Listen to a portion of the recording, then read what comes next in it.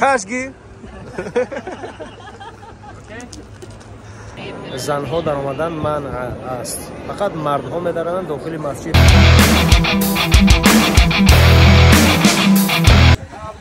رنجان ای عبدالله جان هفته‌ای شانس میشه هفته‌ای شانس میشه و ویزا ختم به ویزا امروز برادران عزیز پر معلومات اوید انمی اومدن به ترکیه چی قدر مبلغ رسخود کرد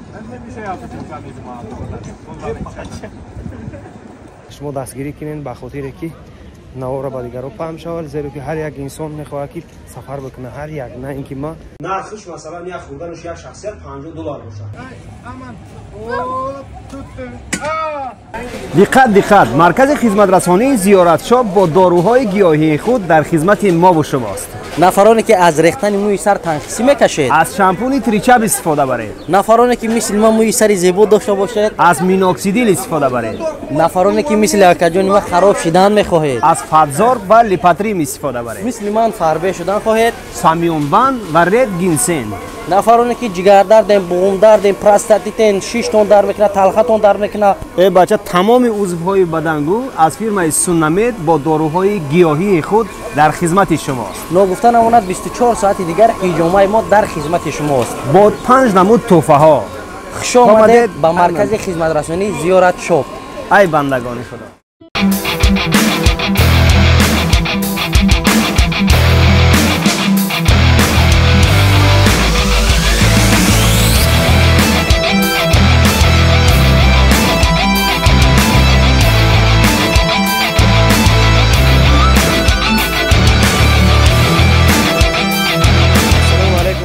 تعالی و برکاته. امیدوارم که خوب و آرام و آسوده هستید.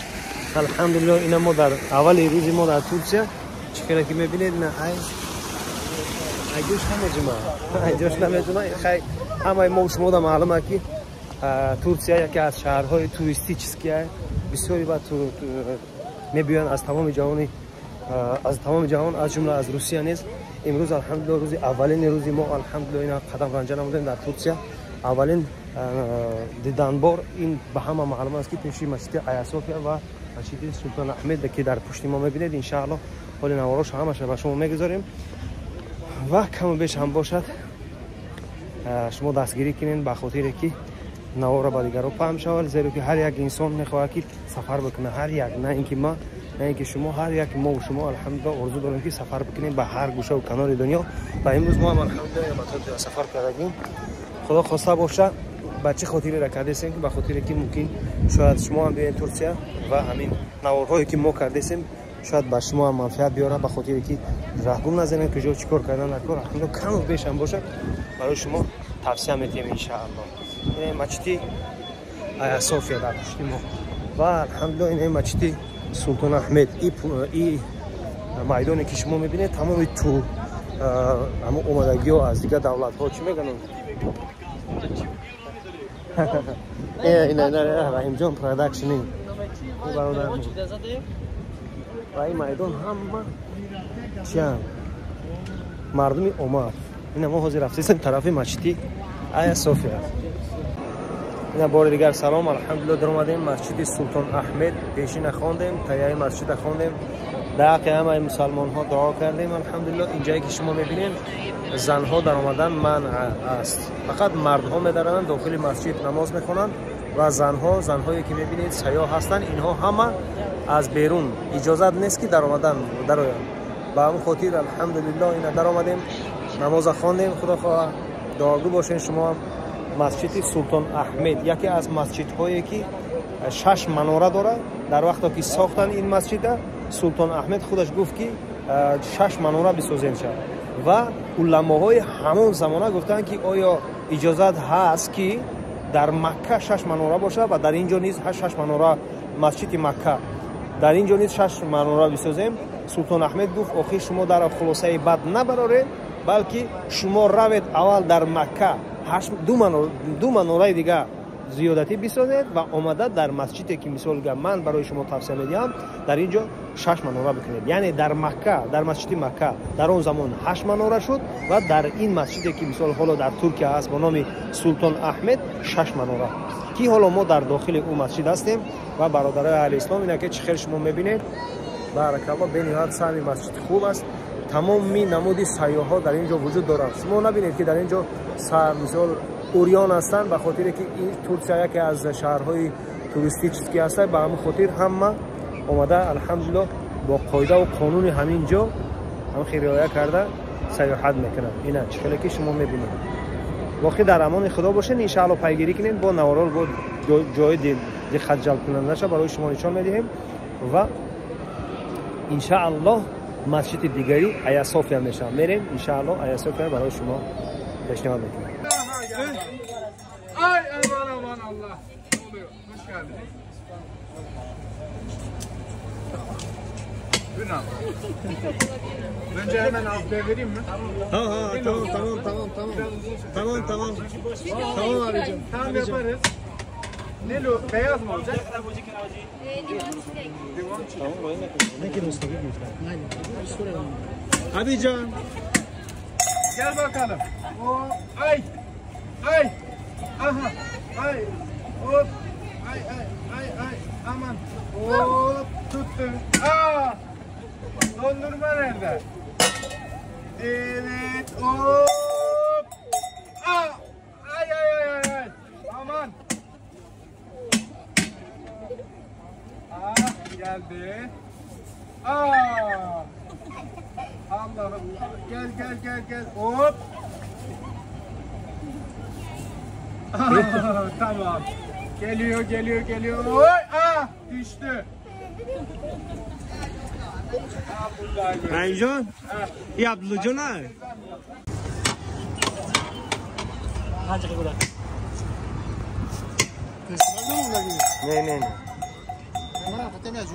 Ne adil.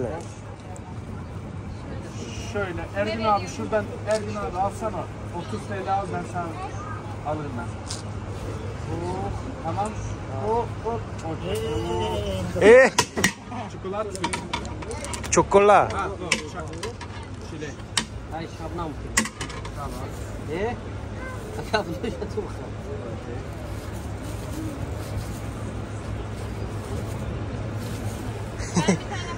Ne ki boğar göreyim. Hunar amna doştay tu. Kaş gir mi? Kaş gir. Kaş gir.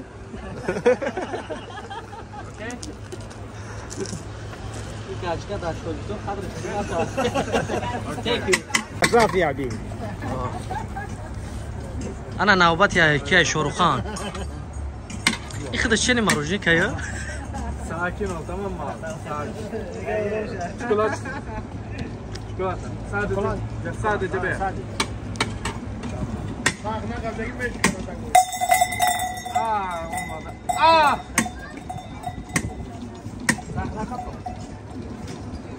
Ben de bir şey yapacağım zannediyordum abi.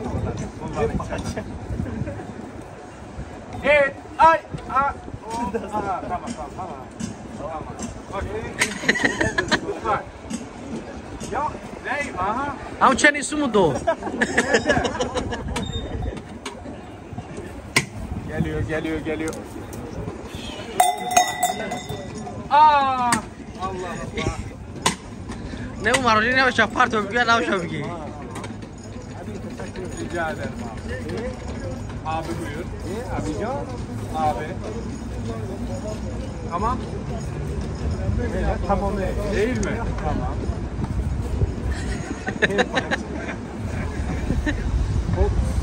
Selam. بسیاری شما میخواین که با ترکیه بیاید کمی هم باشه استراحت کنید. بسیار در تک کامنت‌ها رو بنویسید که اگر التماس بگو یک هفته اینا چانس میشه، دو هفته اینا چانس میشه و ویزا قدیم به ویزا. امروز برادران عزیز پر معلومات اوید انمی اومدن با ترکیه چی قدر مبلغ رصد کردن در برنامه راه در سفر با دستگیری مرکز خدمت رسانی زیارتشو منظوری شما میگردن. یکم سر میکنیم اکا عبدالله جان از اومدن تاجیکستان و روسیه. ناگفتن ما که بلیط های ما رو رقم تلفنشان گذار زیارت آلیاکاسا به یکم مثلا پرسنت خریدن دادن الحمدلله مینداری خودمون با زیارت آلیاکاسا میرسانیم که تمام بلیط های ما رو از مسکو تا استانبول 16000 سه نفر 16000 چند خیلی شود 16000 با بله 1632 دیگریش 48000 روسیه با استانبول اومدن موشی و اینجا آمدیم الحمدلله برادرها بودن یک کвартира را снимат кардам. طول 8 روز ایستادیم، طول 7-8 روز ایستادیم. بله همون که طول 8 روز ده ما 8000 یا 9000 خیلی 10000 بگیم دادیم. در یک کвартира 8 روز ایستادیم 10000 راسیسکی دادیم. این شیت چند قیمت میشه؟ 58000. که علاقه شما میای وقتی که یزدیک دیگرای نمیفهمین مثال لیرا چیه این است بدونه که محض تاکسی و گاسنیسو و دیگرش پول کار میکنن.